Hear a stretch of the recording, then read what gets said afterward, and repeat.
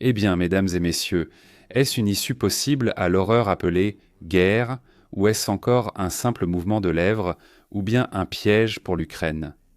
Que nous réserve la rencontre entre Trump et Zelensky? Imaginez la nuit à Kiev, les sirènes, le ciel zébré par la défense anti-aérienne. La Russie continue de lancer des vagues de missiles et de drones sur les infrastructures énergétiques, les villes et les habitants déjà réfugiés dans des sous-sols et couloirs. Et précisément au moment où la moitié du pays se retrouve à nouveau sans électricité, l'avion avec la délégation ukrainienne s'envole pour la Floride. Là-bas où il y a du soleil, des palmiers et un homme qui, contrairement à tous les autres participants à ce drame, ne doit rien à personne dans ce conflit. Il n'a même pas pris part au mémorandum de Budapest, aujourd'hui sans valeur. C'est Bill Clinton qui a soudoyé Kuchma alors que Trump ne pensait même pas à la politique à cette époque. Mais par la volonté du destin, c'est l'Organisation des Nations Unies qui règle le conflit, et ses paroles et ses actions peuvent mettre fin à ce bain de sang.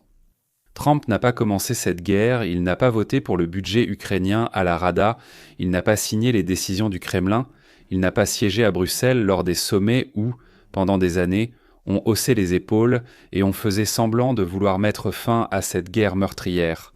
Pour Trump, cette guerre est étrangère.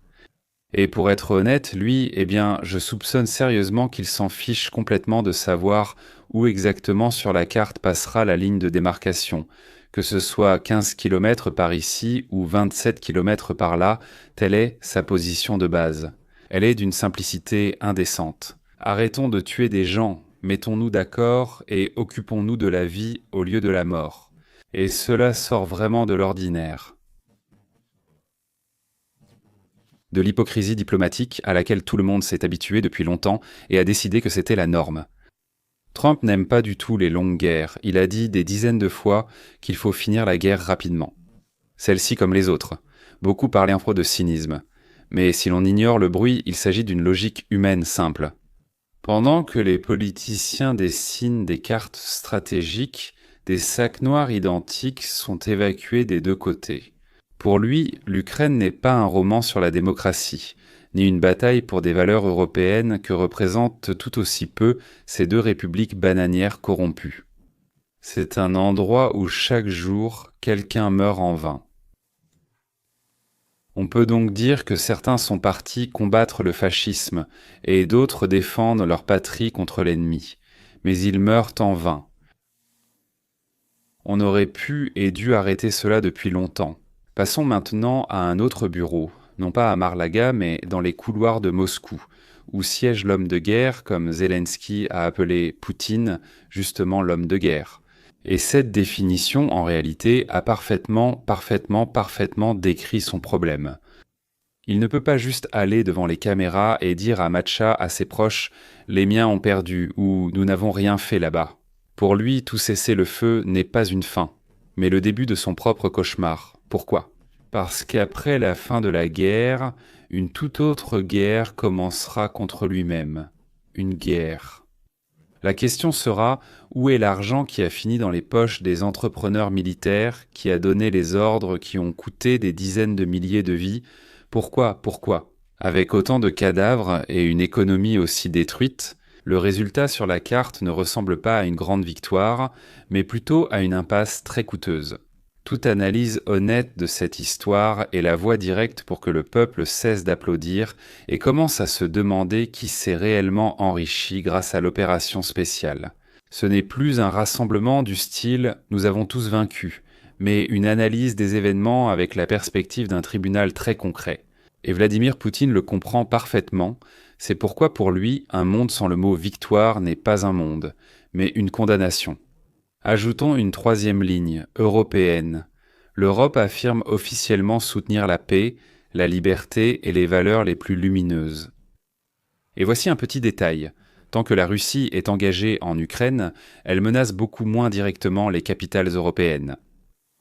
Grossièrement parlant, tant que Moscou est occupé à frapper Kharkiv et Odessa, elle pense moins à Paris, Berlin et à tout le reste. Ça peut sembler cynique, mais stratégiquement, dans de nombreux cabinets européens, cette guerre à distance n'apparaît pas. Comme la pire des configurations, je le soupçonne. De plus, ne faisons pas semblant de croire que les armes et l'aide sont de l'altruisme. Chaque char, chaque système de défense anti-aérienne, chaque camion de munitions, ce sont des contrats pour quelqu'un, des commissions, des primes, de l'influence politique.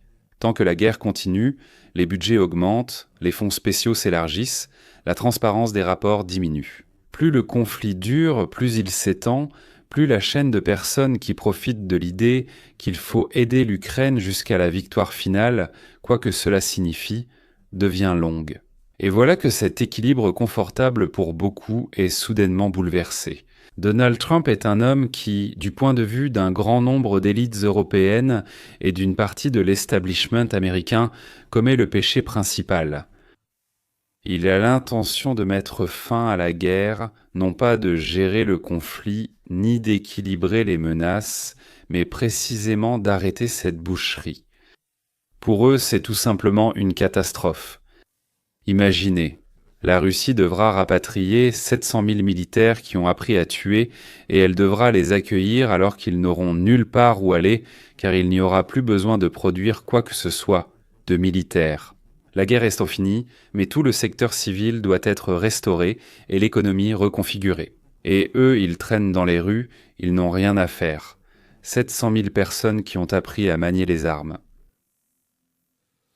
Les flux budgétaires d'aide à l'Ukraine diminuent. Certains devront réduire leur schéma et chercher de nouveaux points chauds, et lui, il doit payer le crédit immobilier pour 4 villas en Italie. Tu comprends? Qu'est-ce qu'il va faire? Ce qui est encore pire, c'est que Trump veut refondre le principe même sur lequel le monde est organisé depuis la fin de la guerre froide. Disons, oui, moins de structures bureaucratiques supranationales, moins de sous-titres, plus de marché libre, plus d'accords directs, moins de vie douce pour ceux qui siègent dans des comités, des commissions et des fonds sans fin. On l'a vu. Son point de vue, c'est un monde où gagnent celui et ceux qui créent et vendent réellement quelque chose, et non ceux qui sont assis là-bas à Bruxelles, dans un bureau, à répartir les tranches. Il est logique que dans un tel monde, un grand nombre de personnes perdent non seulement leur influence, mais aussi le sens même de leur existence. C'est pourquoi il ne s'agit pas seulement de la haine envers Trump, de ses tweets, de ses manières, de sa rudesse, c'est la haine du système envers celui qui brise le scénario. Un scénario dans lequel la guerre en Ukraine s'intègre parfaitement dans une construction très commode. La Russie est un terrible ennemi, l'Ukraine est une victime éternelle et un prétexte sans fin pour l'aide. Et l'Europe, ainsi qu'une partie de l'establishment américain, bien sûr, sont des défenseurs héroïques qui en plus gagnent plutôt bien parallèlement. Peu importe, l'essentiel est que nous sommes des défenseurs héroïques. Trump, lui, n'a pas l'intention, une fois parti à la retraite bien méritée, d'écrire des mémoires en plusieurs volumes sur la façon dont il a habilement équilibré entre Moscou et Kiev. Il a besoin d'autre chose, qu'on se souvienne de lui comme du président qui a éteint la guerre, qui est venu et l'a arrêtée, pas parce qu'elle lui tenait à cœur. L'Ukraine est là comme un symbole, mais c'est parce qu'il rejette fondamentalement l'idée même d'un conflit sans fin pour des jeux géopolitiques. Il regarde la carte très simplement, ici, à ce point ici. Et puis, on tue des gens, donc il faut arrêter ça. Où passera la ligne que ceux qui signent les documents et vivent à côté s'en occupent.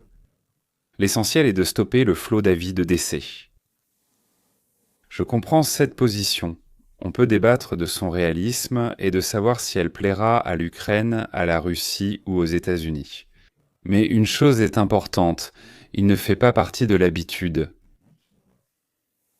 Du cœur bureaucratique européen habituel, qui discute des nuances des procédures sous le crépitement des missiles. Et des subventions, bien sûr. Et c'est pourquoi aujourd'hui à Mar-a-Lago, 3 logiques se rejoignent. La première, celle de Trump. Commençons par celle-ci. Ne comptez pas sur nous ou arrêtez de penser que nous allons payer éternellement pour votre guerre. Les gens sont plus importants que les frontières peuvent être redessinées. Les morts, non, c'est impossible. Quant à vos magouilles de corruption, ce n'est pas notre affaire. La deuxième logique de Poutine. Je dois appeler cela une victoire, sinon les miens me renverseront. Et si on commence à examiner combien a été volé ici, et combien de généraux glorifiés valent en réalité moins que rien, ou comme on dit, sont plus bas que terre, alors il vaudrait mieux pour lui, Poutine, ne pas vivre jusqu'à ce jugement. C'est la logique de l'élite européenne. C'est commode pour nous tant que les Russes et les Ukrainiens sont occupés les uns avec les autres, c'est avantageux pour nous tant que le flux de contrats d'armement et d'aide continue. Nous avons peur s'il faut vivre dans un monde où Donald Trump détruit l'architecture habituelle, dans laquelle nous nous enrichissons tranquillement et régulièrement, et où nous pouvons tous nous réunir calmement pour fumer ou sniffer quelque chose d'intéressant. Dans ce contexte, les Ukrainiens, les gens simples, semblent être les adultes dans la pièce. Ils n'ont pas besoin d'héritage historique, de refonte de l'architecture, de sécurité européenne, d'un nouveau rôle ou de choses de ce genre. Ils ont besoin que les enfants dorment paisiblement, que les maisons ne s'effondrent pas, qu'on n'enterre plus chaque jour des centaines de personnes. Et là, une question très désagréable se pose. Si demain un document apparaît, signé, disons, par Donald Trump, Volodymyr Zelensky et quelqu'un représentant Vladimir Poutine, sera-ce la paix dont avaient besoin ceux qui sont morts, ou bien un compromis entre trois idéologies, chacune ayant résolu ses propres problèmes? L'un, Donald Trump, est entré dans l'histoire comme un pacificateur, l'autre, Vladimir Poutine, a gardé le pouvoir et l'argent, et le troisième, Volodymyr Zelensky. Eh bien, les dirigeants européens ont maintenu un système dans lequel ils volent tranquillement, profitent point de la vie et ne sont responsables de rien. Le plus effrayant et le plus honnête dans cette histoire, c'est que Donald Trump, malgré son style scandaleux et sa rudesse, est peut-être le seul à qui il n'est pas indifférent que des gens soient tués chaque jour. Quant aux autres, pardonnez-moi de le dire, cela leur est complètement indifférent. Le choix nous revient, spectateurs, électeurs, citoyens de divers pays. Qu'est-ce qui compte le plus? Un document correct, esthétique, irréprochable, idéologiquement, avec une carte de démarcation. Ou bien que l'on cesse de mettre de nouvelles croix sur les cimetières de cette carte? Parce qu'un jour, la guerre prendra vraiment fin. La seule question est de savoir de quelle main cette fin sera écrite, celle des gens qui vivent sur la ligne de front, ou celle de ceux qui se sont confortablement installés au pouvoir dans les hautes sphères. Alors qu'est-ce qu'on attend maintenant? Donc la conférence de presse a déjà eu lieu, alors qu'est-ce qui peut bien se passer maintenant? L'Ukraine reçoit des garanties de protection des États-Unis, disons pour 10 ans des garanties sérieuses, pas comme le mémorandum de Budapest, donc avec des actions concrètes des États-Unis en cas d'une nouvelle invasion de la Russie, probablement avec une base américaine en Pologne, là, à la frontière avec l'Ukraine. La Russie, d'abord, obtient ce qu'elle a déjà conquis, elle l'obtient de jure, ainsi que ce qu'elle veut obtenir, mais n'a pas encore conquis. Cela devient une zone industrielle franche, ouverte et sans taxes, où tout le monde peut développer l'économie sous le protectorat des États-Unis. Les 283 milliards de dollars russes qui ont été saisis par l'Europe sont investis dans cette même zone industrielle et la Russie reçoit des bénéfices de ces investissements. L'Ukraine entretient une armée de 600 000 hommes comme en 1928. Je sais qu'ensuite ce chiffre a été réduit de 20 et qu'on a mentionné 800 000, mais je pense qu'en Ukraine, il y en aura bien 600 000 et ainsi de suite. Ce n'est sans qu'un prétexte pour négocier. 800 puis 600 et vous nous donnerez sûrement cela, donc 600 000 personnes. L'armée et les sanctions contre la Russie sont progressivement, pas immédiatement, mais progressivement levées. Et alors, soit l'Europe commencera à investir dans la modernisation de son armée, soit les États-Unis quitteront l'OTAN. Quand l'obligation envers l'Ukraine finit-elle? Dans 10 ans? Je vous rappelle que j'ai dit oui. Pratiquement, il retire les bases militaires et la présence de soldats en Europe, et en Russie commence un drame appelé « transmission du pouvoir », qui peut se terminer de n'importe quelle façon. D'ailleurs, le retour du Donbass, de la Crimée et de quelques régions frontalières à l'Ukraine n'est qu'un début. Parce qu'ils auront peur des troubles et des temps incertains, et voudront se mettre sous la protection de quelqu'un, comme les Américains. Les États-Unis, en résolvant ce problème, règlent aussi la question d'Israël et des Arabes, et étendent leur influence dans le hémisphère occidental. Je n'attends pas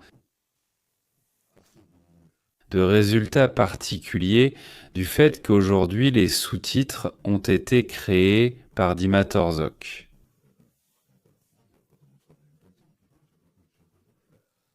Mais néanmoins, au moment où je l'enregistre, il n'y a aucun message indiquant que quelque chose s'est déjà produit. Honnêtement, je n'attends rien non plus.